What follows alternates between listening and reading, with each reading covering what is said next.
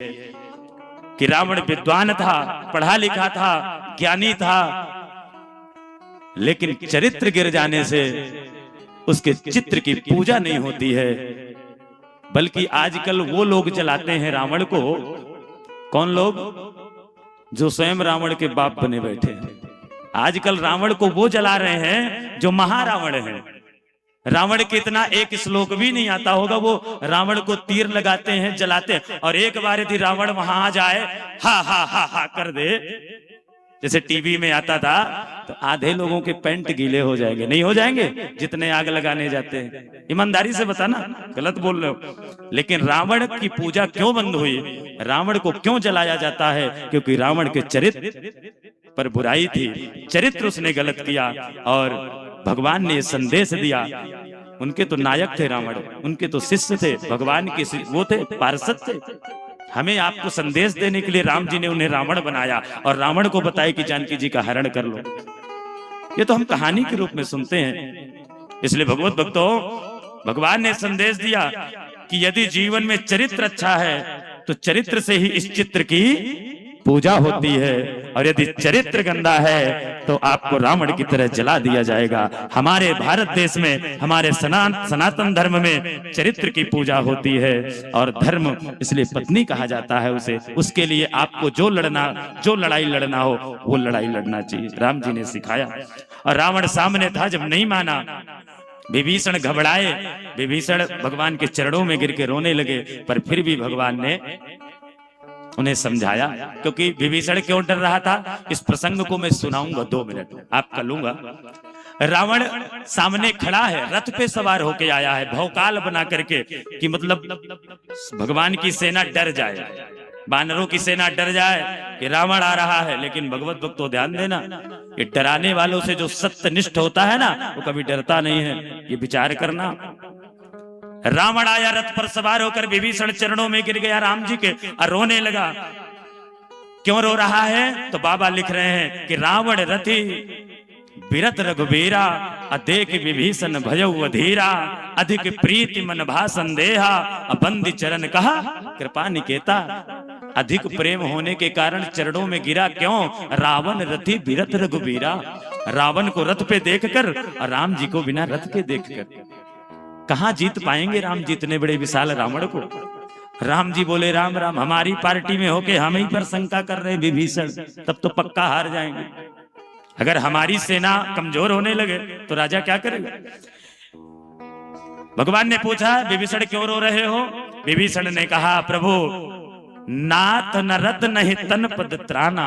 आपके ना रथ है, न चप्पल है, न खड़ाऊं है पैरों में, और के ही विधि जितब वीर बलवाना। इतने बड़े बलवान राजा को आप कैसे जीत पाएंगे ठाकुर जी? प्रभु भगवान ने कहा, विभीषण, ये जो विजय होती है ना, चाहे चुनाव में हो, चाहे युद्ध में हो, चाहे मैदान में हो, और भगवत भक्तों चाहे संसार रूपी गृहस्थ जीवन में हो, चाहे अपने शरीर रूपी रोगों में हो, अगर विजय श्री को प्राप्त करना है तो राम जी बता रहे हैं, भगवान कह रहे हैं, ध्यान देना, सुनहु सखा कह परम निधाना। भगवान कह रहे हैं, मेरे सखा विभीषण सुनो, जेहि जय हो इसे अंदन आना, जिससे विजय होती है वो सुनो, मैं बता रहा हूं। जीवन में अगर संयम रूपी रथ है आपके, तभी आप विजय को प्राप्त कर सकते हैं। संयम किसे कहते हैं? आज की भाषा में कहूं तो कंट्रोलिंग पावर। कंट्रोलिंग पावर यदि आपके जीवन में है, डॉक्टर ने मना किया है कि आपको ये बीमारी है और खान पान से ये बचना है, अगर आपने संयम कर लिया तो आपकी बीमारी शीघ्र ही समाप्त हो जाएगी, जल्दी ठीक हो जाएगी। और नहीं माने, संयम नहीं किए तो बढ़ती ही जानी है। कोंडा गांव के अस्पताल के बाद रिफर होकर रायपुर पहुंच ही जाना है। इसलिए संयम आपको अपनाना है। राम जी कह रहे हैं, विजय किससे होती है?